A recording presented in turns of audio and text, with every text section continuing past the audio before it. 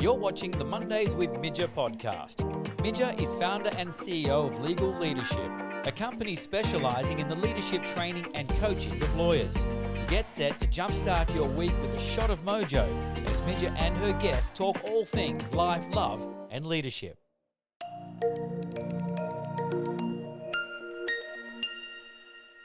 Hey, it's Monday and I'm Midja and welcome to the podcast all about life, love and leadership. I am in the studio this morning with Ben Cox, who is the CEO of the Gold Coast Hospital Foundation. And I want to welcome Ben to the podcast. Thank you, Midja. Welcome. So Ben, before I get a guest on the podcast, of course, I Google them and find out a little bit about their work history and sometimes go through their images and stuff on Google. Something about yourself that I wouldn't have found out through my Google search. Number one thing you probably wouldn't find out about me on my Google search is I am a massive sneakerhead. Oh, really? Yeah, lots of people don't know what sneakerheads are, but we're this subculture, often kids who grew up in the 80s and 90s who are obsessed with basketball culture, shows like The Fresh Prince of Bel-Air. Yes. Like Jordan, like Absolutely. Nike Jordan, that kind so of thing. I have nearly 100 pairs of Air Jordan shoes in my collection. Some of them are classics going back to the 90s, vintage shoes. Others I've collected from around the world. Some of them, my most valuable pairs, nearly worth $10,000. Wow, so they're not what you wear, Ben. I know I wear them. You wear them as well? Absolutely. Have lots in my rotation. Some that I just absolutely love that I will never wear. And we have terminology as well. So you have a pair that you rock and you have a pair that you stock. So that you keep forever and you never let see the light of day. But something I just love. I'm passionate. Love the colour, the design, the smell, the leather. Have you got a brand that you... It's kind Nike. of your brand? Nike is all the way for me. And Nike owns the Jordan brand, but Jordan was the preeminent basketball player growing up. I loved his work ethic, the whole cultural phenomenon around him as an athlete, as a movie star, as an endorser of commercials, his crazy clothing, that hype and the colour of the 90s. And the Air Jordan 1 Nike high top is my number one go-to shoe. There you go. Something I didn't know. That's right. Because I haven't seen you rocking these at events that we've been to together. Well, actually, Giving Day, I had 3 pairs of shoes. I wore the very sort of standard Chelsea boots. And then as I got a little bit tired in the middle of the day, the Nike low-cut waffle shoes came out.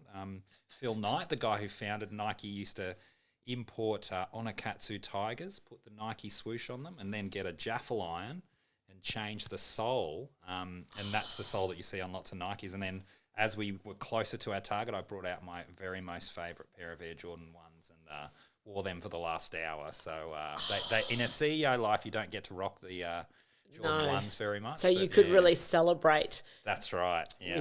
With the shoes on. Tell us a little bit about Giving Day and about your the foundation itself, its mission, its purpose, and why for you? Why that organisation? Absolutely. Well, Gold Coast Hospital Foundation, what an amazing organisation. I don't say that because I am the CEO. I say that because every day I see the impact we as a team, as an organisation, as a community of donors have on the sickest and most vulnerable here on the Gold Coast. You know, Midja, what I've learned about the Gold Coast in the last 3 years is we're a community of haves and have-nots. Right. We are a people that live on islands, have yachts, own apartment buildings, are some of the richest in the country, but we also have a sprawling middle class and a lot of lower class people. And in that are people who are fighting high rates of heart disease, diabetes, mental illness. We have the busiest emergency department in Australia right here on the coast. I heard that statistic and it really, I would just think it would be like Sydney, Melbourne, one of the other hospitals, but no, to be Gold Coast. It's right here. And in fact, Melbourne is the next closest, 9,000 admissions per month to ED. We're at 15,500. Wow. So when you think about that, that's where the Gold Coast Hospital Foundation, 25 years, someone said this is not good enough. How do we give anyone who visits our amazing city, how do we give anyone who comes to our hospital a fighting chance at life, whether you're a millionaire living on an island or whether you are someone living on the streets of the Gold Coast?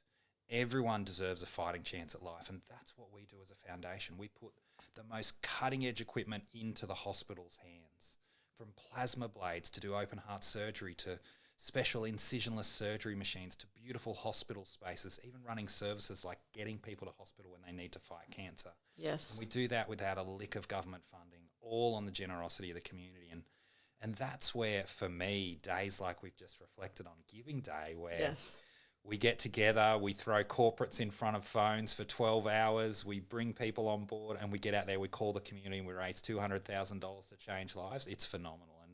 And that's what I do every day. It's the privilege that I have to empower a team of passionate individuals, of volunteers, of hospital workers, of researchers to go, how do we do better? How do we make lives better? How do I give everyone the best version of me so they give the best version of themselves to people who are fighting for their lives?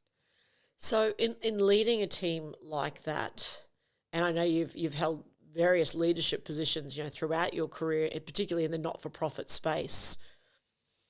Talk to me about what you bring to the leadership role, what you feel is some of the most important characteristics or the most important part that you play in bringing together a team like that. Yeah, look, when you work in the not-for-profit sector, and as you've highlighted, I have from Cerebral Palsy League, MS Queensland, Royal Children's Hospital Foundation, Legacy, I'm on the board of Variety Queensland.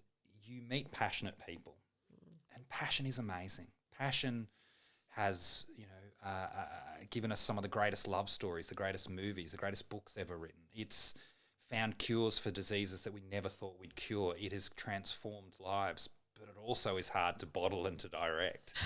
And I have often been, as a young employee in an organisation who's lived through tragedy himself, been one of the most passionate people and not understood, how do I channel that in the right direction? How do I tap into that when I need it, but know when to turn it off when I don't? And my experience in that leadership space in not-for-profit has been about, how do I invest in people so they are investing in themselves and in our mission? And it's a real notion of, how do I serve the mission? How do I deliver what is really, in my opinion, servant leadership? And I've had bosses who are the most egotistical people, who drive amazing outcomes, who are hammering you on KPIs, who are pushing you on sales targets and trying to drive these outcomes, but they never allowed you to be you. Yes. They never really looked to, who are you, what are your vulnerabilities, and how are they your strengths? And I think the challenge for me in leading a not-for-profit team is not to look at emotion and feeling and connection to a mission and cause as a weakness. To not see vulnerability as something we need to close the door on and eradicate in an organisation. But in actual fact, vulnerability is strength. And it's been a challenge for me in leadership, because every notion of old school traditional leadership is get rid of that. Yes. Push that away. Manage your people. Put values on a laminated piece of paper and stick it on a wall. Bring a consultant in to push out the values that people have and align them with your own, when in actual fact, I find the greatest thing I've been able to do as a leader is go, no, let's understand what your values are. Let's understand how they contribute to what we do.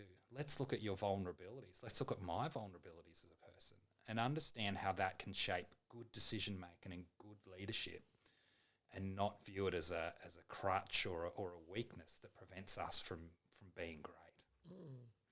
So I know you talk a lot around, the mentoring space and the role of mentor and leadership, and I think it's certainly a word that gets thrown around a lot. And from your perspective, I'd like to get what you consider mentoring to be. Yeah, mentoring for me can fall into a couple of things. I think when I've been a mentor and I've mentored poorly, I've become a friend.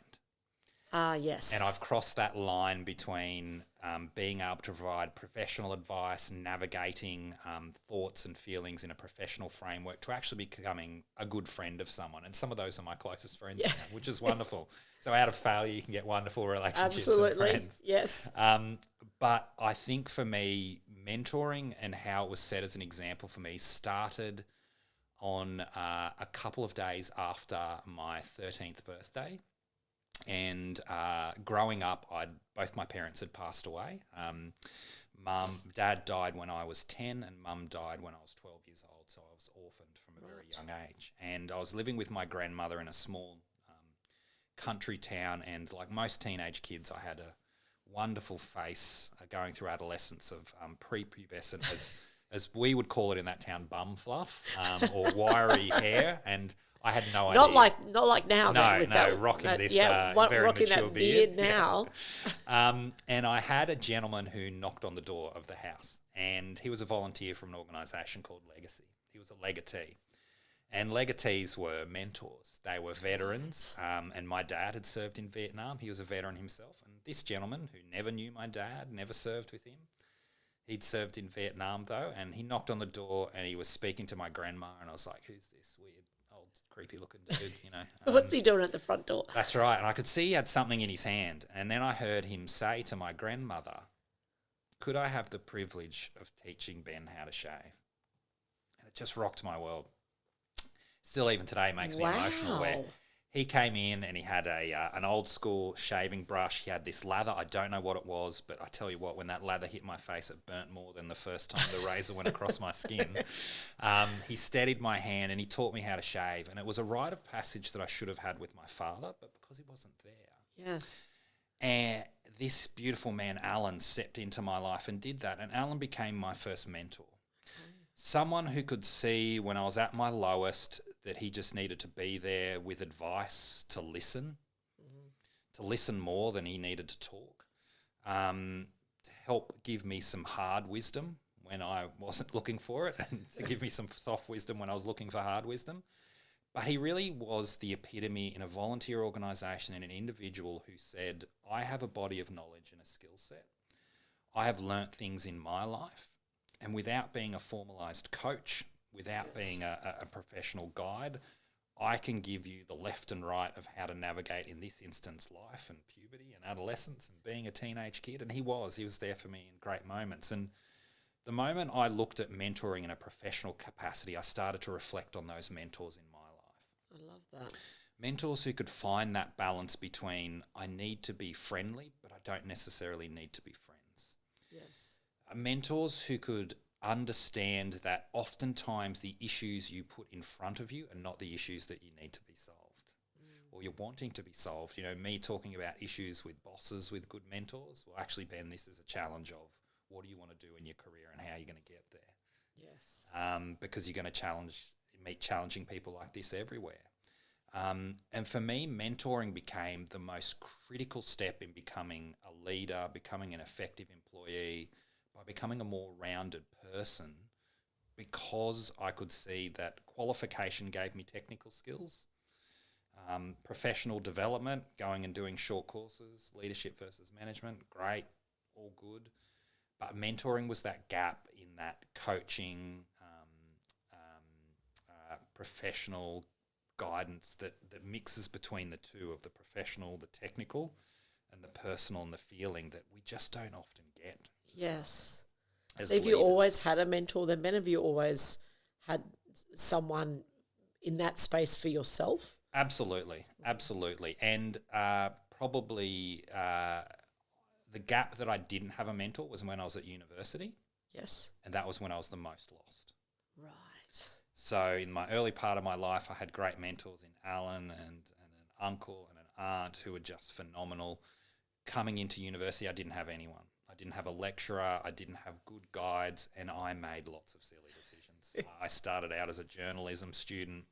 I didn't like that because I had to report that a cat was stuck in a tree, not a beautiful black cat with shiny fur in an elm tree, and it suppressed Stick to the facts. That's yes. right, stick to the facts. I wanted to know the story and the storytelling and what it felt like for the owner, and hence why I'm in not-for-profit now.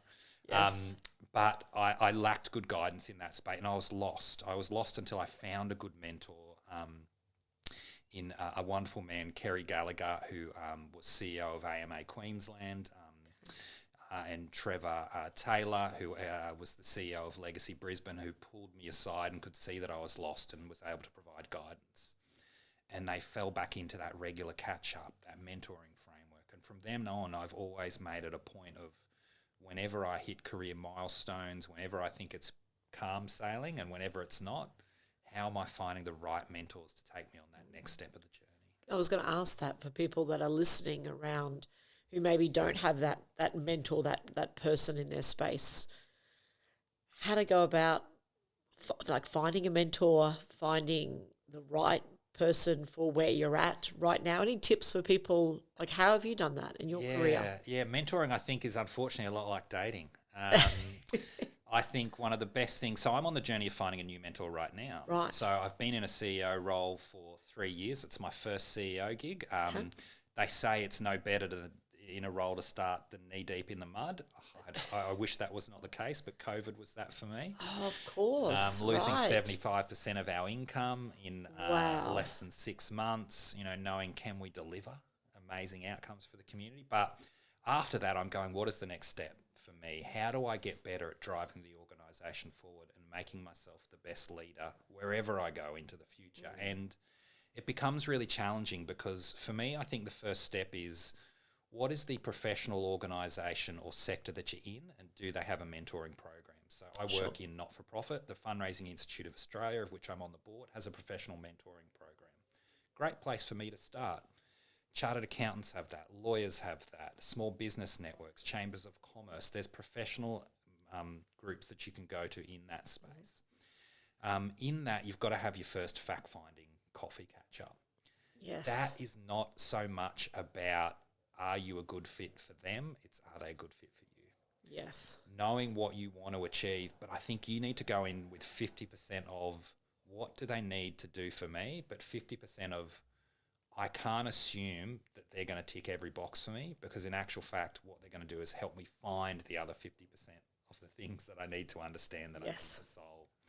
I've often had mentees who come in and go, I just want to know how to do a strategic plan, how to deliver mission values. And I'm like, well, go get a consultant, because I'm not going to do that. Yeah, absolutely. Yep. But can I explore the things you don't understand and you can't deliver? Can I explore how that makes you feel? Can I explore? So you've got to have that exploratory meeting and then be a professional. If it's a fit, great. Let's kick it off. If it's not, that's okay. If you're struggling and you don't have that professional network, start to look within LinkedIn. Find those people who you admire. Send them a DM. The most flattering thing I've ever had in my whole career is when someone DM'd me on LinkedIn and said, "You look amazing." Oh, thank you so much. You're talking about my picture of my career. Would you be my mentor? Yeah.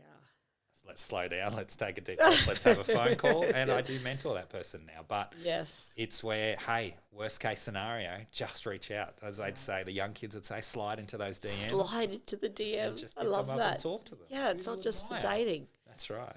And similarly, Ben, I know for myself and other people I know who have had that same experience, and it's one of the things I tell, young professionals often, is that please just have the audacity to ask, because most people I know, like yourself, like me, flattered when someone says, "Hey, can I spend the day with you? Can I shadow you? Can I find out this? Can I have a coffee? Oh, absolutely. Definitely. And it's so have the audacity to ask and to reach out. That's right. And I want to get back to something, Ben, because it's something that I often hear leaders talk about. So coming into a leadership role, particularly a CEO role, when it's not ideal. So when, the circumstances, the environment, whether it be from a results point of view or an external COVID point of view,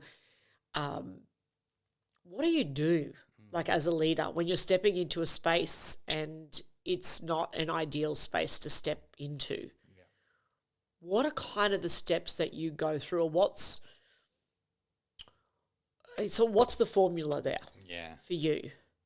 From a couple of things I'd say on that. Number one, you've got to be in the right headspace. Right. Yep. Mental strength and perseverance. I mean, I just see so many people who have, it's the wrong choice of words, but who feel like they've failed and feel like they've been broken over the last 2 years. And I felt like that. I've had my lowest days. But being able to invest in the systems, the rituals, the processes, whatever they are for you, to make sure your head and heart can be in the right place at the right time to persevere through the most challenging times is so critical. And often we only do it when we are knee deep in the mud. Yes. And we don't do it when the times are good. And I think what I've been fortunate enough to learn through trauma growing up and through suffering is when times are good is when I need to invest in myself the most. Finding those daily rituals, whether it's, like I have a ritual where the first 10 minutes when I get to work, I do 10 minutes of mindfulness. Yeah. I'm not a spiritual guy, but I find 10 minutes to get myself in the right space to start the day. At lunch, I do the same thing. That's my lunch break. 10 minutes of mindfulness and 10 minutes of mindfulness before I go home. So I'm in home mode, that I'm switching off, I'm detaching, I can be the best husband, I can be the best friend. Having those rituals, those systems and processes that when you are at your worst, you can actually be at your best are so critical. Eating right, exercising, whatever those things are for you, staying off the drink or having it when you most need it. But I've found that, over COVID, I lost 30 kilos of weight, not because of stress, because I knew it was when I needed to invest in my health and have that right, because if that started to fail, how could I deliver? I think then it's about understanding and reflecting on, and for me, I started to look at who were great leaders in history who had to lead in moments of great crisis. Yeah. I started to read things about Winston Churchill, not necessarily the greatest human being, alcoholic and crazy dude, but delivered amazing things. I looked at Barack Obama, who was trying to change the world when he had no power in the Senate to get things through. So how could he change public opinion? I looked at great military leaders, and everything that I saw was you led from the front. You weren't the person who was standing back in the trench, imagine in World War I, blowing the whistle and charging, go over the top, charge into the enemy fire, and I'll be right here safe and sound drinking my cup of tea. They were the first to climb over the top and run into the fire. Yes. And to me, that's what I learnt when you're in a challenging situation. You need to be the first on the phone out there. You need to be in every planning session. You need to be there, starting that Zoom session and engaging with the team. You need to bring the ideas of how we can do things differently. You need to be constantly investing in others so they can then do that. Because the moment you start doing that, you start to create the first followers. Yes. And a lot of us have read about this first follower thing, and I think as a leader we don't put enough weight in that. When you lead by example, you unify everyone to the mission. What is it that we're trying to do? Well, we need to help the sick and vulnerable on the Gold Coast. Okay, that's what we need to focus on. That's all we need to focus on. Everything else will get lost in noise. Right, what's Ben going to do? Ben's going to do this, this, this, and this. Right, well, I can do this, Ben. I can step up. Great. Well, that's actually what we want. Yes. We want that first follower to go, I believe in the mission. I don't know how we're going to get there. I'm freaking out. But if Ben's doing something, I'm going to do something. Yeah, love that. And then my job's to step back. My job's to embrace that first follower and celebrate them and go, right, look at what Midge's doing. Midge is doing, hey, who's going to follow Midge? Who's behind this? Mm-hmm. That's a great idea. What are we going to do? That momentum, that swell that comes from that. That's right. And then who's the first follower that Midge is going to embrace? Yes. And then we have lots of leaders and we have lots of people where I as a leader can sit back and go, oh my God, lucky we got through that. Lucky we had the first follower. The moment you try to do it on your own, to me, is that moment where you're going to start to fail.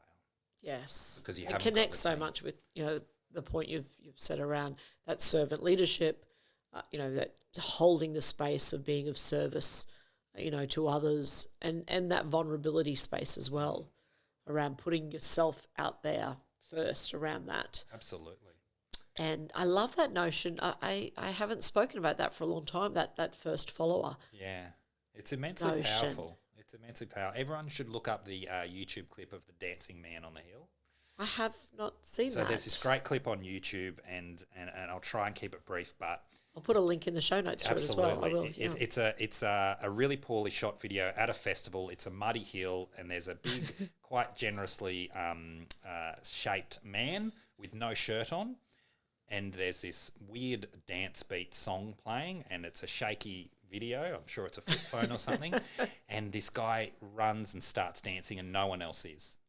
And everyone is ridiculing him. Everyone is laughing at him. Yes. And then one brave guy gets up and starts dancing. And do you know what the first man who started dancing did? He embraced him. And he celebrated him. And he thanked him for joining him. and you started to see momentum. And then another person came over, and 3 or 4 came over.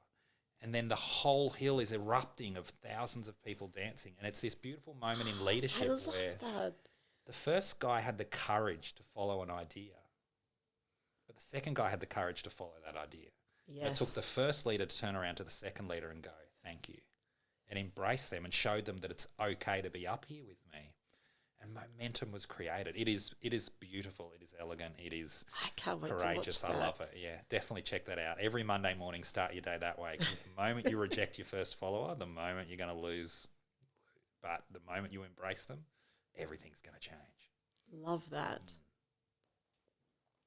So I also want to talk a little bit, Ben, around, short-term versus long-term paradigms or perceptions, particularly in the leadership space. And I know for myself, this is a relatively new podcast, and I was feeling a bit ho-hum about, I'm like, it's only got that many downloads. I think it was after 4 episodes. And something came up on my Instagram feed. It was an American woman, and someone was asking her around the success of her podcast and the amount of downloads and the difference she'd made with her podcast and what the secret was. And this woman said, I've been podcasting every week for 9 years. That's how you build a podcast and make a difference. And I was like, it's been 4 weeks, Midge. Maybe pull that in and get down and do the work and do that. Absolutely. And don't worry about anything else, but it feels right. This is the work I'm meant to do, and just do it. So really interested about your views around this perseverance, consistency kind of piece to leadership, life, results you get. Yeah. Perseverance is a really good topic, and I think it's a really relevant topic for now because I'm seeing lots of organisations through COVID going, wow, our values are really important, and investing in people is actually really important. And we can do things when we invest in our people. And it's like, that's what we should have been doing for hundreds of years. But I've also seen them make the mistake of put something into their values around resilience. And I was talking to a colleague about this, and I said, resilience is the wrong word. And I get caught up in semantics. I'm a literature communications graduate, not a journalism graduate. And I get stuck on this word, resilience. Resilience I see is Superman. Superman's standing there, you can shoot bullets at him, you can throw anything at him and they bounce off. But what's Superman feeling inside? Yes. Whereas to me, perseverance is Batman. Perseverance is Batman going, I'm just a normal person. Okay, he's a billionaire. He can buy whatever he wants, but I'm just a normal person, and no matter what happens, I can persevere through this because I'm focusing on the mission.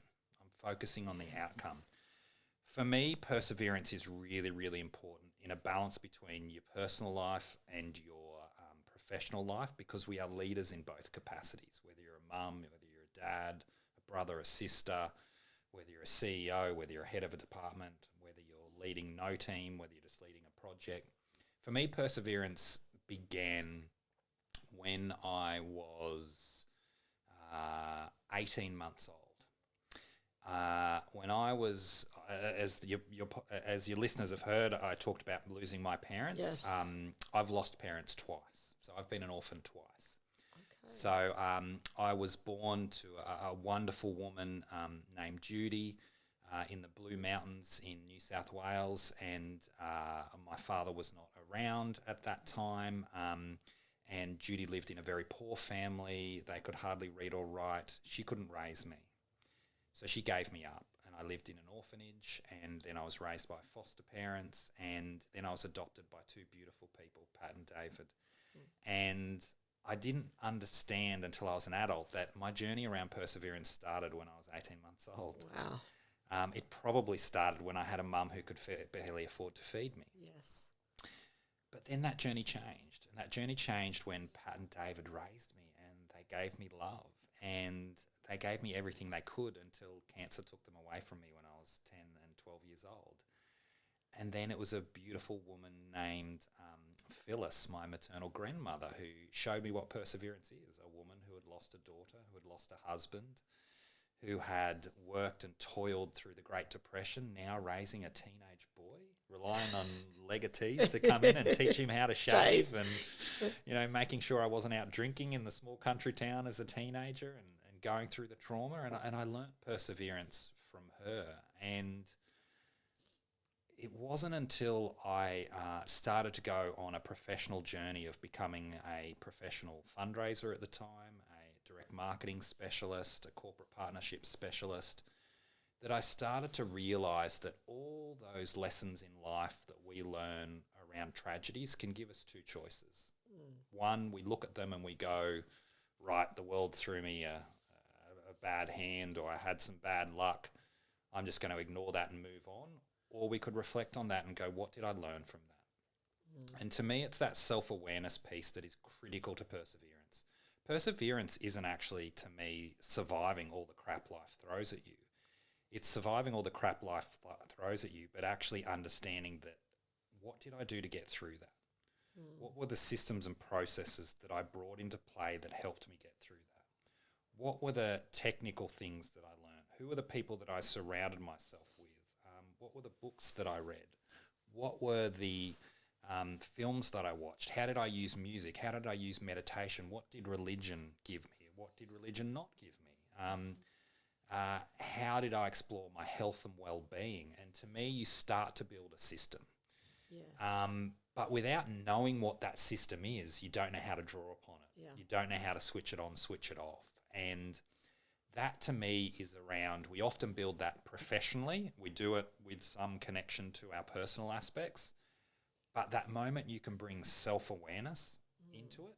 That moment you could sit down and write down, what are my values? What are the things that are important to me?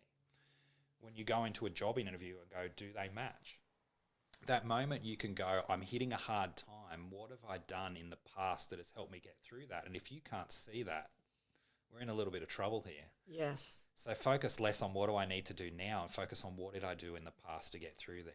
One of the best pieces of mentoring advice I ever got was document your first year as a CEO. Keep a journal. I tell you right now, I hate keeping a journal, but I did it. And I look back now and I have tough days and I read the toughest days that I had there and I've gone, there's my system I need to get through it. Yes. There's what I did. There's what I didn't do. I listened to people. I sought advice. I got help. I exercised. I may have had 15-minute power naps under my desk at work. But I found that I had already developed a system. And that system had started when I was 18 months old. I was going to say, it started very early in life. It did. And we all have that. And it was another great mentor, not a young man, he's an old man now in his 70s, Chad Sharon, a man who won the military medal. And that's the second highest medal to the Victoria Cross. And he did it for leading an amazing thing in the Vietnam War, an amazing ambush where his life was definitely going to be lost, but he survived. And Chad said something to me one day when I was having a tough time in my first ever job, where he said, everyone has baggage, but what defines us is how we carry it. And I was like, 100%. He showed me a picture of a person walking through an airport, just strolling through the day with a little briefcase, and he showed me another person with a baggage trolley, 50 bags, a backpack on, sweat, trying to push through, and he's gone, they could have both had the same journey in life. Look at how that person's carrying it versus that person. And that was where I started to understand perseverance. What I have in my life is baggage. And people hear that and go, I'm so sorry, Ben. Why? I'm not. Yeah, okay. I'm not. It's got me to where I am today. Yes. People made sacrifices. I have enough self-awareness to understand the systems and the processes and pull key learnings and feelings out of it, so that when I get there in the future, when I inevitably hit the next roadblock and the next challenge, I can persevere because I know how to persevere. Yes. And that's what we should all be doing. Understanding that the baggage we have is not a burden. It should be something we waltz through life because it gives us the roadmap, the lessons, the techniques, the skills, everything we need to get through any challenge in the future. And I guess that's a part of that mentoring piece. That as a mentor you can do for others. Absolutely. Is asking the questions, allowing them that space to go back and to consider talk to me about another time in your life when you faced a challenge or this happened. Yeah. And remind people of that. Definitely. And look at, as you said, I love that people have their own, systems or scaffolding or foundation, whatever you want to call it, that they can come back to. And I love the point you said earlier in the podcast around ensuring some of those habits, that cadence, that rhythm, if you like, even when times are great, when times are really good. Because often, sometimes with leadership, I find that, in the great times, some of those routines, the one-to-ones, the meetings, the exercise, when your health is great and we're not worried about our health, that kind of stuff just goes. It does. By the wayside. Absolutely, yeah. And great discussion around that perseverance and resilience piece. Absolutely. And I think there's a person I'm mentoring at the moment who's in their first leadership role, and I've given her the same advice about keeping that diary, and she's been in it in the last 3 months, and I feel like her reflection is it feels like it's been 12 months. We've all been there, but she said I went back to my diary from my first week, and I've gotten through the first week. I can get through week 20 or 30. Yes. And it's just so powerful. I think the other thing I would say, Midja, is giving yourself the freedom to go, it's okay not to feel okay. Yeah. It's completely fine. There's going to be moments where you don't love your job. Yep. Your listeners will hear me going, I talking passionately about my role. There's times where I don't like it. There's times where I don't want to come into the hospital. There's times I don't want to meet another cancer patient because it's too close to home. There's times where I go back to my office and I cry. And I cry about meeting someone who I know they're not going to make it through and there's nothing my organisation can do about it. That's okay. It's completely okay. It means you're a human. It means what you do is important. It means the things in life to you are important, so keep on going. Yeah. The moment you don't care is when you need to move on. Yeah. It's almost as if sometimes, as you said, that not allow the bullet to go in, but to feel that and to allow that feeling to be with you. Absolutely. And to feel that. Yeah. And then, as you said, to then do something with that feeling. Definitely. Take action around that. I think we could talk for another hour, Ben, about all of this. Now, if you know the podcast, you know that, we talk about life and leadership, but we also talk about love. I'm on a bit of a mission to find a big love. Great. We're halfway through the year, Ben. I said this was my year. We have time still. We're only halfway through. Okay. So talk to me about love. Talk to me around, I don't know, your feelings about love, maybe a story for you around, when love has come into your life, or any advice you might have for me. In terms of stories about love, I think I have had an opportunity with the journey of me in my life to have experienced love every single step of the way. I remember the moment that my biological mother found me, tracked me down just before I got married in 2009. And she'd written hundreds of letters. She'd gone through an electoral roll and looked for every Ben Cox she could find and wrote a letter going, I need to talk to you. Here's an email address. And I emailed her and she said, there's no easy way to say this. I think I'm your biological mum. And all these feelings of, well, why did you give me up? And did you know Ben she was still alive? No, I had no idea. So you didn't know. You knew nothing. Nothing. Okay. I just knew that I was adopted. Yes. And anyway, I reached out, we formed a relationship, and after a few months I told her that my parents had died who raised me. She was heartbroken. And I had this moment of reflection where I said, please don't think that I never knew love. I was always loved. Yeah. I always had it there, whether it was a grandmother, whether it was her, whether it was my adopted parents, whether it was my now wife, whether it was my best friends. Love was always there. And I then began to reflect on, and in prepping for this podcast, Midja, about a story for love. Yes. What is love? And I realised that love first came into my life. I thought it was and I will talk about my wonderful wife, but I thought it was things from girlfriend to beautiful movies to my parents. But I reflect on the greatest gift of love I was ever given was by my biological mum, who took me back to her family. She had no partner to help her raise me. I was a newborn baby. Most of her family couldn't read and write. Right. They were eating bread, if they were lucky, butter and jam for dinner. In the western suburbs of Sydney, in the cold areas, she couldn't raise me. She had a choice to make. And she had a choice to make that I think was one about me or her, where I can keep Ben.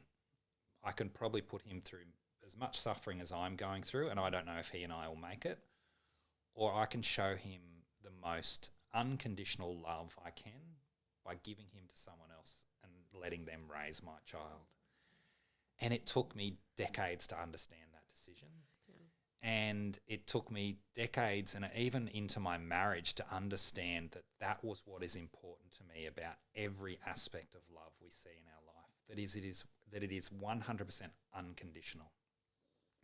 It is not given for want of reward or reciprocation. It is given because it's what is most due. Yes. It is given because it is what is needed at any time. And being a literature student, there's a great quote from Shakespeare, I think it's Sonnet 116, that I love, which is, "Love is not love which alters when it alteration finds."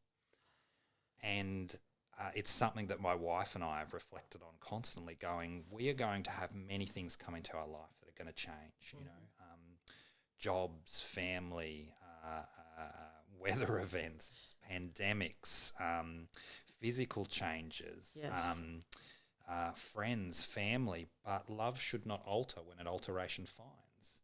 It might flex, it might adjust, it might slightly tweak, but it is still going to be there. And that was the same thing that I then began to reflect on with that decision a woman who I'd never met made now 43 years ago to go, my love won't alter. It'll still be there. But if it's still to be there, I need to let you go. And it's something that has resonated with me in my more adult life, going, when I'm looking at advice, for people who are trying to find love, you need to find love that is, one, worthy of you. Yes.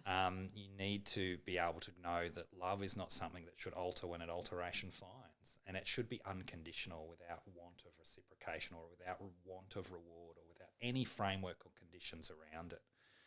And I would honestly say through a journey of misadventures, that's what I was able to find with my beautiful wife, Jackie, that we have not been fortunate enough to be blessed with children, but our love hasn't altered. Yes. We have challenges in terms of my weird background, her parents being divorced. We are statistically headed for a path, but we know we'll never get there because we are not going to alter in that space. We will alter everything around it, but that's the one thing that will be constant and true. And I think the thing for me, Midja, when I reflect on others out there, you know, we joked about sliding into DMs. And love is so damn complicated now, and there's a whole perception of what it should be. But for me, it's two things. It needs to be unconditional, and it needs to be worthy of you. Yes. It 100% needs to be worthy of you. And those two things you should be uncompromising in. Yeah. Absolutely uncompromising in. Yeah. And I think it is a piece that it's funny. There's been a shift in myself this year. You talk about that worthy piece, and I just feel, and I know the cliche, love yourself before someone else can love you. But I feel like the last sort of, 6 years or so, I've been doing a lot of work on myself and the business, and through losing both of my parents and the divorce and stepping out of corporate and into my own sort of space. There's been a lot of work that I've done just for myself. Yeah. And I think that's been reflected in some of the dating that has gone on in the last few years. And I don't know, I've felt a shift in myself this year to kind of go, actually, like, it's a no to that, or it's no, and it's, to me, it's that worthy piece. It is. I kind of almost feel like I'm just in the right space now. Absolutely. For that. So, yeah, it's a different approach. I'm going to take that with me, Ben. I love it. I love that. Thank you. Thank you so welcome. much. My pleasure. So we end the podcast with, I don't know, maybe a little bit of woo-woo. I have my cards here. I have these packs of cards that I buy. Sometimes I use them for like workshops, or even something like at the end of a mentoring or coaching session. It's a little message from the universe, something that is coming your way. So I have 2 packs of cards. I have Carpe Diem or Dream. Which one for you, Ben, do you want to pick from? So we've got Seize the Day or Dream. Well, yes. I'm going on holidays immediately following this podcast, so I'm going to go Dream, I think. Absolutely. Okay, let's get them out. They're little like pop-up cards.